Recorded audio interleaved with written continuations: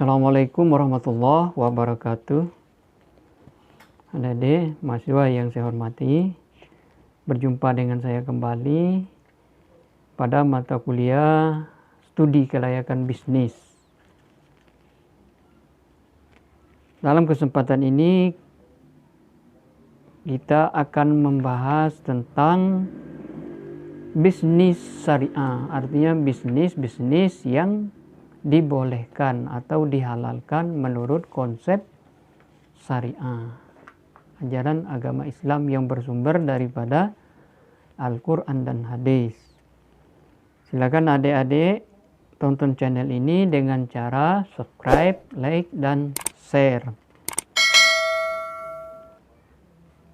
Akhir-akhir ini kita telah banyak atau telah melihat berbagai macam perkembangan bisnis-bisnis, mulai dari bisnis yang kecil, dari industri rumahan sampai ke industri besar. Yang baru-baru ini telah berdiri Bank BSI, di manajer 3 bank syariah, BNI Syariah, BRI Syariah, dan Mandiri Syariah, merger menjadi satu. Kemudian apa itu bisnis syariah? Kegiatan usaha atau bisnis yang dikembangkan sesuai dengan tuntunan atau ajaran Al-Quran dan hadis. Bisnis syariah memiliki beberapa prinsip utama. Kita mengenal menjual produk halal, kemudian tidak ada unsur riba, bebas dari penipuan yang istilah Arabnya dikenal dengan gharar, tidak mengandung kegiatan atau aktivitas perjudian atau maisir. Kemudian penjual dan pembeli melakukan ijab kabul dalam setiap transaksi. Kemudian proses jual beli dilakukan dengan seadil-adilnya. Itu prinsip utama dalam bisnis syariah. Bagaimana peluang bisnis syariah di Indonesia? Justru memiliki peluang yang sangat besar karena mayoritas penduduk Indonesia beragama Islam. Beberapa peluang usaha yang harus atau kita ambil atau adik-adik ambil di dalam berusaha sesuai dengan tuntunan syariah atau bisnis syariah. Contohnya seperti yang pertama, salon muslimah. Bagi yang mahasiswi, selama kita mengenal salon kecantikan yang mempekerjakan pegawai laki-laki dan perempuan, begitu pula dengan pelanggannya. Ada pria dan ada wanita. Bagi muslimah yang berhijab, kondisi seperti ini tentu tidak nyaman karena mereka menjaga aurat dari pandang lawan jenis. Anda bisa menawarkan salon khusus muslimah, artinya salon yang khusus bagi wanita-wanita muslimah yang selalu menutup aurat, menggunakan hijab, dan lain sebagainya. Konsepnya semua pegawai dan juga pelanggannya adalah wanita. Jadi laki-laki tidak diperbolehkan masuk. Ya, kali itu ciri khas daripada salon muslimah. Untuk pelayanan, ya berbagai yang ditawarkan seperti misalnya perawatan rambut, manicure, pedikur, pijat, spa, dan lain sebagainya. Seperti yang khusus yang dialami para muslimah. Kemudian yang kedua ada kuliner halal. Minuman halal atau makanan halal. Ada beberapa jenis makanan dan minuman yang tidak boleh dikonsumsi oleh masyarakat, oleh individu, apalagi orang muslim. Contohnya yang paling mudah, kita tidak boleh makan daging babi, kemudian minuman yang ada bernilai ada alkoholnya. Kemudian membuka bisnis kuliner dapat dijadikan sebagai suatu bisnis yang menguntungkan. Agar lebih meyakinkan, biasanya kita lebih menguatkan lagi dengan sertifikasi halal yang dikeluarkan oleh Majelis Ulama Indonesia. Untuk di level provinsi ada MUI provinsi, kemudian di kabupaten kota ada Majelis Ulama di tingkat kabupaten kota. Jadi usaha yang layak disebut dengan kuliner halal itu seperti apa? Mereka ada kriterianya. Nah, kemudian baru dicantumkan di nama perusahaan yang kita punya atau industri yang kita punya. Kemudian yang ketiga, busana muslim. Busana muslim sangat menggiurkan. Contohnya gamis. Biasanya adik-adik mahasiswa yang hobi jualan, silakan jualan gamis. Kemudian baju koko, sarung, jilbab, dan lain sebagainya. Apalagi menjelang Idul Fitri. Biasanya mahasiswi punya kegiatan jual beli ya melalui online lebih bagus, secara langsung juga boleh. Kemudian ada kosmetik halal. Pemakaian kosmetik halal di tengah terjadi tren di kalangan wanita muslimah. Pasalnya banyak sekali jenis kosmetik yang beredar di pasaran tidak mencantumkan status halal. Jadi kalau kita membuka toko kosmetik yang halal harus melihat yang produk-produk yang dilabeli dengan label halal, yang boleh dipakai, yang tidak mengandung akibat yang terlalu fatal bagi kulit. Kemudian yang kelima, tour and travel umroh. Nah, ini kegiatan. Jadi kalau kita biasanya orang muslimah, laki-laki dan perempuan biasanya hobi umroh. Itu menjadi idaman, atau haji plus atau naik haji itu menjadi tren atau menjadi syarat disebut dengan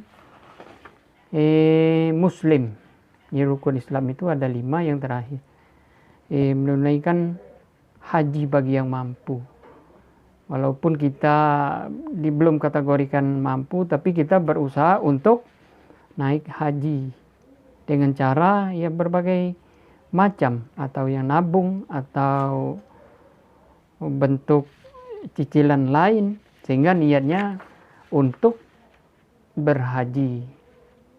Kalau tidak berhaji sebelumnya, ya biasanya kita pergi umroh dulu. Jadi peluang untuk membuka tour atau travel umroh itu luar biasa. Jadi kalau adik-adik mau atau hobi bepergian, silakan buat usaha ini atau bekerja sama dengan biro-biro perjalanan lain. Kita cari pengalaman yang pada suatu saat nanti kita akan bisa membuka sendiri tour dan ataupun travel umroh atau travel perjalanan.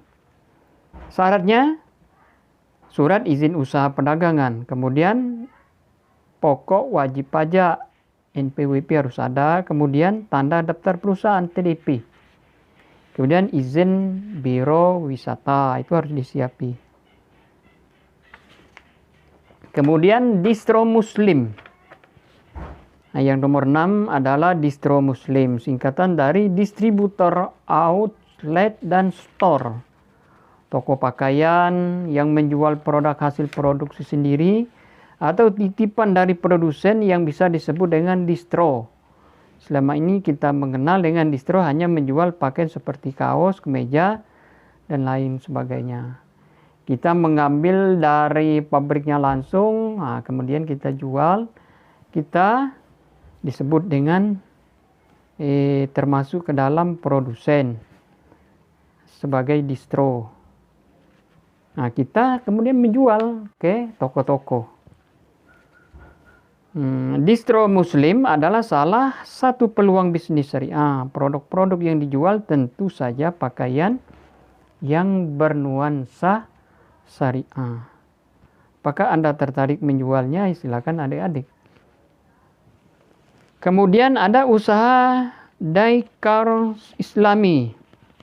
Berkat emansipasi wanita bisa memiliki pekerjaan yang setara dengan pria untuk memenuhi kebutuhan dalam kehidupan sehari-hari. Oleh sebab itu muncul usaha daikar bernuansa Islami.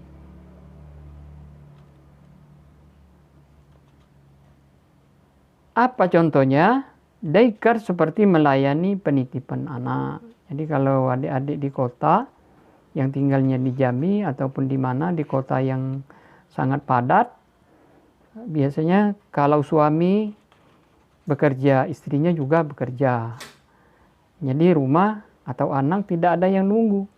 Jadi kita di daerah itu kita buat penitipan anak sekalian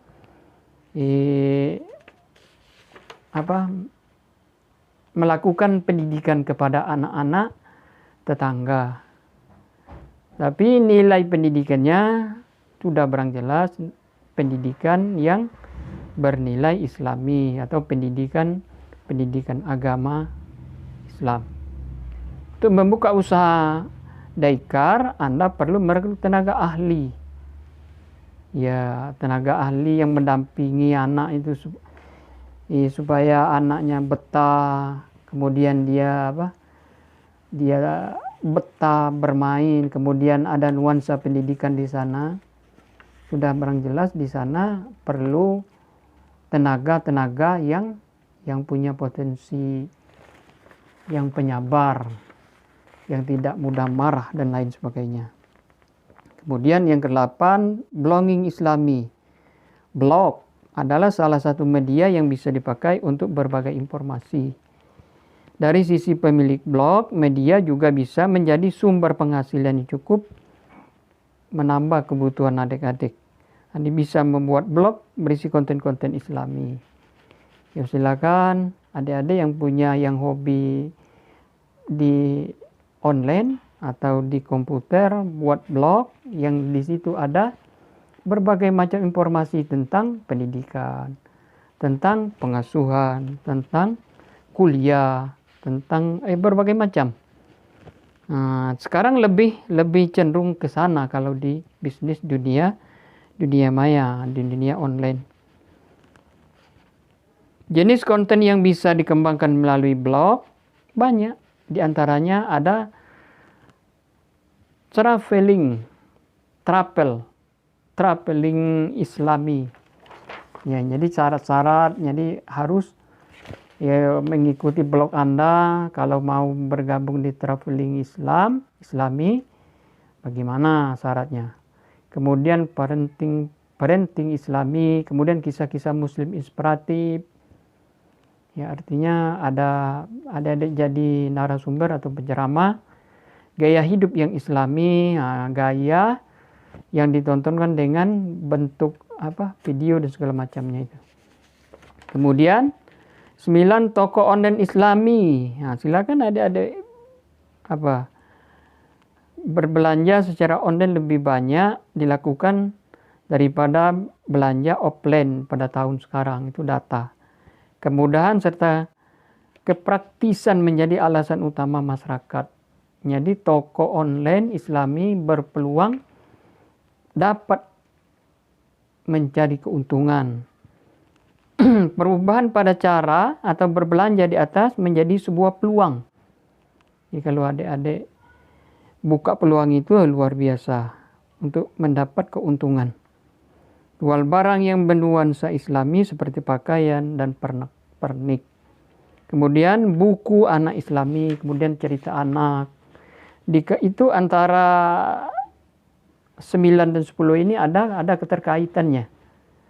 Ya, kita punya buku, adik punya tulisan, punya makalah, kemudian dikemas dengan berbagai macam, akhirnya dijual di online, itu sangat-sangat menarik. Silakan, itulah beberapa peluang atau bisnis yang halal di dunia Islami. Mungkin demikian. Silakan adik-adik dengan menambah sumber yang lain, dibaca, kemudian dipahami, serta disimpulkan di komen YouTube ini. Saya akhiri. Wassalamualaikum warahmatullahi wabarakatuh.